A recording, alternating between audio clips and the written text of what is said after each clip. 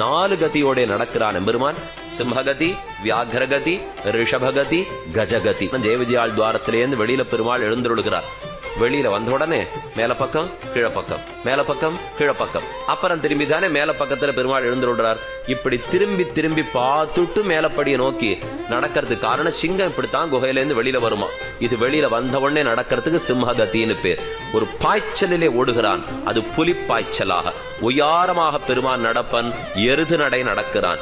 மத்த மாதங்க காமினம், ஒரு மத்த மாதங்க ஆன நடக்கிறா போலே நடப்பன். கர்வம் தோத்த நடக்கிறான், எருது நடக்குமா போலே. தேஜஸ் தோத்துகிறது, சிம்மம் நடக்குமா போலே. கோபம் கொப்பளிக்கிறது, புலி நடக்குமா போலே. பெருமிதமத்தனையும் துவனிக்கிறது, தான் யானை போலே நடந்தால். 4 கதியை பத்தி வால்மீகி ராமாயணத்தில் இருக்கு.